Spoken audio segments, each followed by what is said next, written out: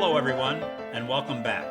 Today I'm going to show you how to save some time and be more efficient in making candidate eliminations and digit placements, which will hopefully speed up your overall solving time. But before we get to the examples, I would like to take a moment to point out that there are basically two ways to solve Sudoku puzzles. They are both valid, and there are good arguments for doing it either way. But it's almost as if the two methods are like playing two entirely different games. One way is by using computer programs and apps that conveniently provide you with complete candidate lists that are updated automatically and that also offer the use of colored candidate filters. To me, this is the most efficient and fastest way to solve any puzzle. And as you all know, this is the method that I use for my tutorials. I believe that seeing all the candidates helps you to more fully understand and appreciate the beautiful logic of a Sudoku puzzle in much greater depth than by using only pencil and paper. Examining the underlying relationships and interactions between the remaining candidates also allows you to employ solving techniques that are not humanly possible to see if you are solving the puzzles with only pencil and paper and not filling in all the candidates. So unless you are some kind of savant or super genius, it is going to take you a lot longer to solve a puzzle by hand.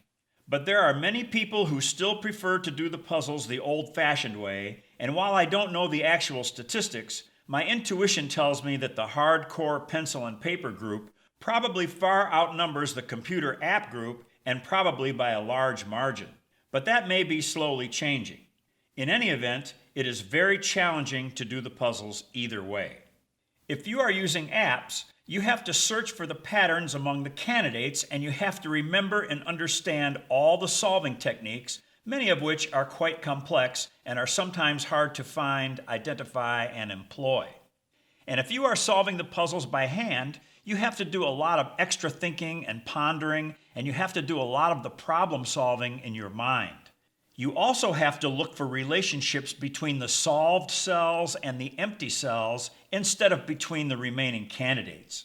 Both methods are great, each offering its own unique set of challenges, benefits, and rewards, and both methods are also good for the brain, helping to prevent dementia and Alzheimer's disease. It's all a matter of taste, which method you prefer. And of course, sometimes you may not have access to an app, and when this is the case, you have to use the pencil and paper method, as I do occasionally whenever I am traveling and doing puzzles I find in various newspapers just for fun. It's good practice. But I just want to say that for those of you watching who like to do the puzzles with pencil and paper, I highly recommend the tutorials of my good friend Harold Nolte.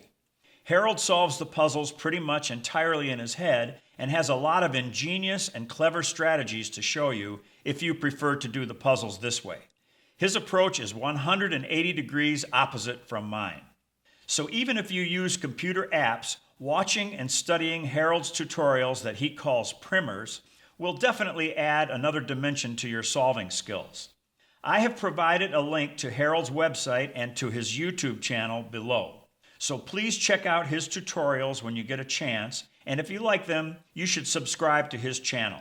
For all of us YouTube creators, subscribing to our channels really helps us to keep providing you with quality content. Okay? Great. And for those of you who are using automatic candidate lists and filters, here are some handy time-saving strategies for you.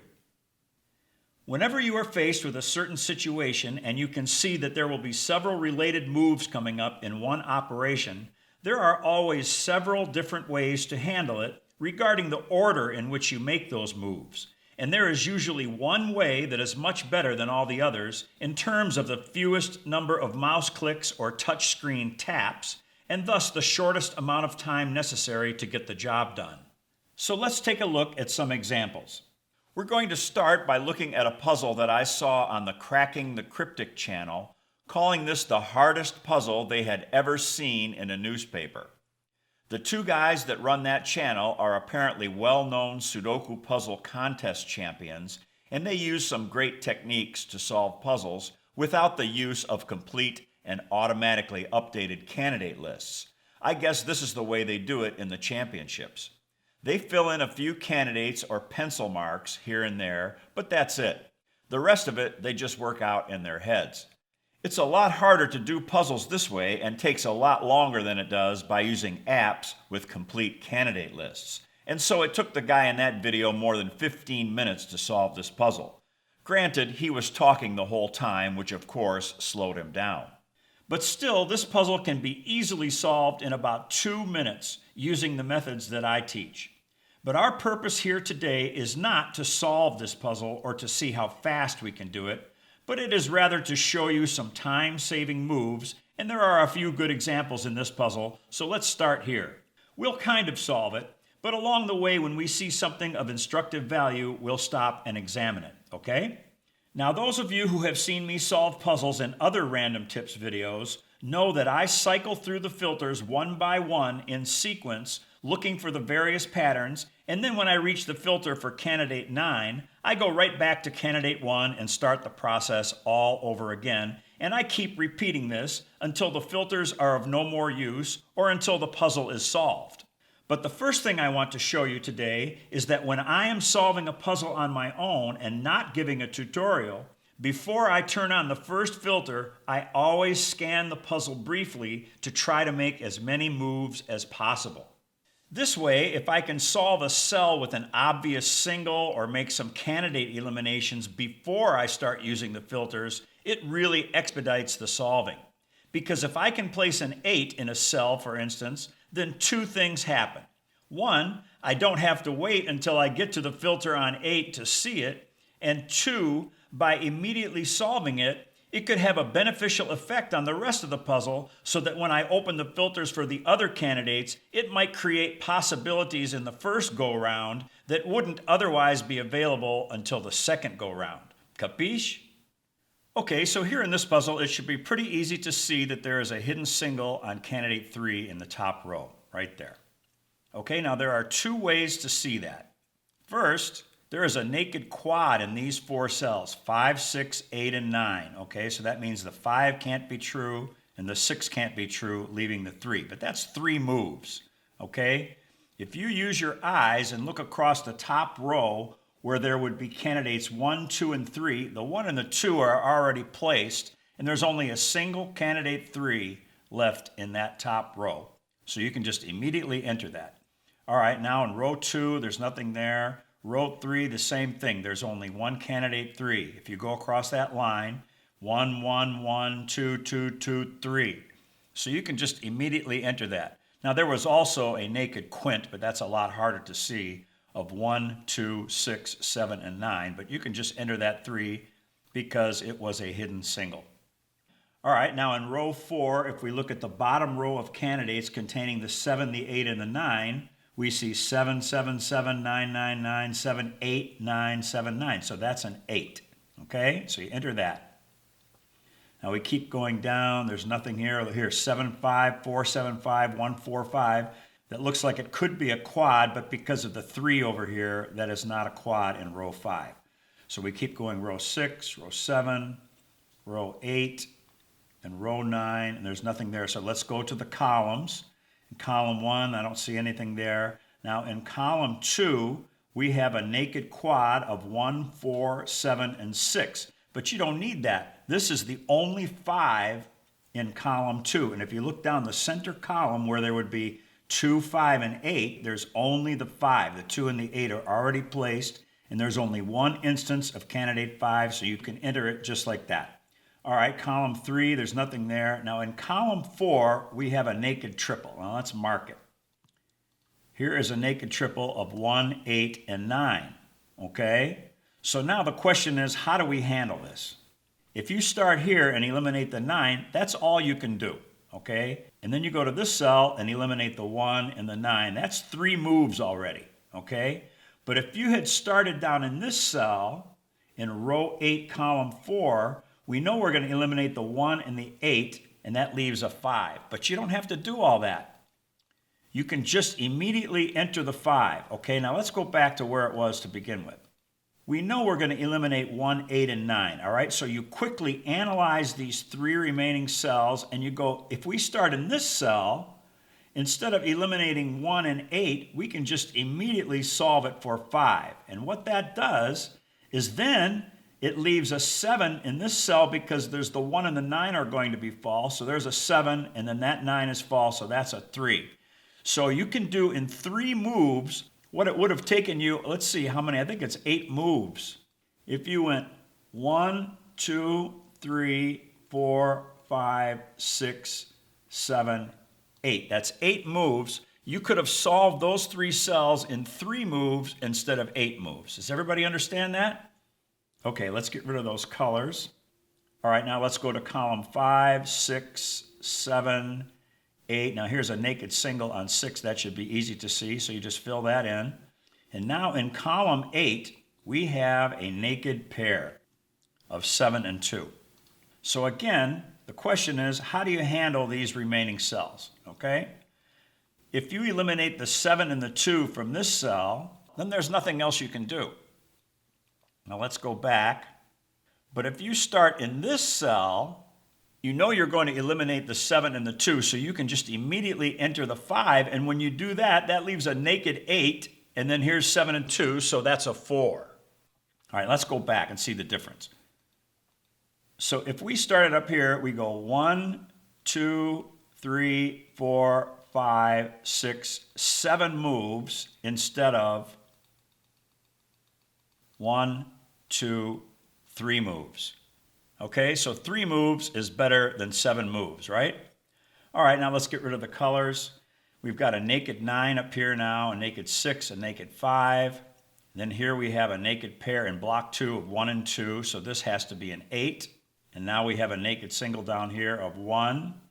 And now in row 8, we have a naked 8 right there. But let's leave that in for a minute so I can make this other point. We have a naked triple of 1, 4, and 2 in row 8, okay? So if you go to this cell first and eliminate the 1 and the 2, that's all you can do, okay? And then you eliminate the 1 and the 4. Now that's 4 moves, then 5, 6 moves. But if you start on this cell, you can eliminate the 1 and the 4 in your mind, and so you immediately know that that is a 3. And then what that does is now you immediately know that this 1 and 2 are false, and so that has to be an 8. So now in 2 moves, you do what it would have otherwise taken you 1, 2, 3, 4, 5, 6 moves. Okay, so 2 moves is better than 6 moves. All right, so let's get rid of the colors.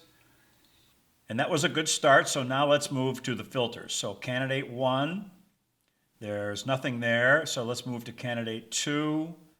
And here we have a choice of 2 X-wings. So let's see which one is better. So first, we have a finned X-wing in columns 5 and 8, and there's your fin. So that means this candidate 2 would be false. Or we have a regular X-wing in row 2 and in row 8. And with this one, we get to eliminate 1, 2, and the same one from the finned X-wing, 3 candidates. So we just eliminated 3 candidate 2s with that X-wing. So seeing it that way was better than the finned X-wing, but it doesn't matter because you would have seen them both eventually. All right, so now that that's done, let's get rid of those colors. And now we have a naked pair of 1 and 7 and 1 and 7 in row 7. And if you look carefully, there is a hidden single on 8 right there, but let's put that back in for now so that I can make this other point. We've got 3 cells that we're looking to make candidate eliminations with. All right, now in this cell right here, there is no 1 or 7, so there's nothing to be done there. If we eliminate that 1 and that 7, there's still no candidate to be placed in that cell. So let's go back. But if we start in this cell, if we eliminate the 1 and the 7, that's going to leave a naked 9. But you don't have to eliminate the 1 and the 7 one by one. You can just immediately enter the 9. And then because there's a 1 and a 7 there, you can immediately enter the 2. And then that leaves your naked single on 8. Okay, so let's get rid of those colors and move on. Now on candidate 3, we have a hidden single right there. And that's all for the 3s. So let's go to candidate 4. And there's nothing there. Candidate 5, we have a dead swordfish. Candidate 6, there's nothing there. Candidate 7, all right, we've got another finned X-wing. In column 2 and in column 8, there's your X-wing and there's your fin. And now we're going to eliminate this candidate 7 right here, but that's going to leave us 6. So you can just immediately enter that 6, okay? All right, let's get rid of the colors. All right, now we have a naked triple right here of 1, 7, and 4. And that means this 1 and this 7 cannot be true, so we can immediately enter the 6. Okay? All right, let's get rid of the colors. All right, candidate 8 is done, so let's go to candidate 9. And there's nothing there. So let's go back to candidate 1. And here we have a 2-string kite. There are your 2 endpoints, and there are the 2 connecting cells. We've got a strong link here, and we've got a strong link here, and in between we have a weak link. So now we know that one of those 2 yellow endpoint candidate 1s is true, so that means this candidate 1 is false, and instead of eliminating the 1, you can just immediately enter the 7. And so now there's just nothing but singles left in this puzzle, as you can see. So I had planned to show you some other things in this video, but it's getting a little bit too long, so I changed my mind just now, and what I'm going to do is we're going to go back to the beginning and solve this puzzle from start to finish and see how quickly we can do it. So I lied before. We are going to solve this.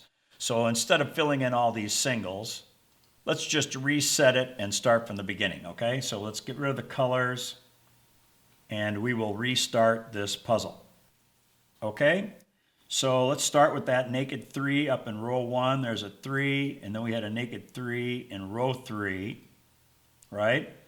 And we went down the rows, and there was nothing in there. And then in column 2, we had the naked 5. And then in column 4, we had the triple of 1, 8, and 9. So that's a 5, and that's a 7, and that's a 3. And then in column 8, we had the naked pair of 7 and 2. So that's a 5. That's an 8, and that's a 4, and we had a naked 6 down here. Now we've got a naked 9, a naked 6, a naked 5. We have a naked pair of 1 and 2 in block 2, so this has to be an 8. Now we have a naked 1 down here. Now we have a naked triple of 1, 4, and 2 in row 8, so that's got to be a 3, and that has to be an 8. Okay, and then we had a naked 8, or actually a hidden 8 in row 4, and we have a hidden 8 in row 7. So now let's go to the filters, and we'll go to filter on 1, and there was nothing on that. And on 2, we had our X-wing in row 2 and in row 8, so that's false, and that's false, and that's false. And now in row 7, we've got our naked pair of 1 and 7 and 1 and 7. So that's a 9, and that's a 2. All right, moving on. Now on candidate 3, we've got a hidden single there. 4, there was nothing there. 5, there was nothing there. 6, there was nothing here. Here we had the finned X-wing on 7. So that 7 is false, which means that's a 6. And now we've got a naked triple of 1, 7, and 4. So that means that's a 6. Okay. And then the 8s were done. And there's nothing on 9. So we go back to 1. And we had our 2-string kite. There's your 2 connecting cells, those 2 blue cells, and there are your 2 endpoints. So this cell cannot be a 1, it has to be a 7, and then after that, 1 and 9, 1 and 9, that has to be a 5 and a 7, and then it's just all singles. So I think you can see that this puzzle is not that difficult. Because if you look at all the candidates, you will see that this puzzle is solved very, very quickly. All right, that's going to do it for today, so I hope you got some ideas on how to solve puzzles a little faster and be a little more efficient in your solving. So thanks for watching, and I'll see you next time. Until then, be well and be happy.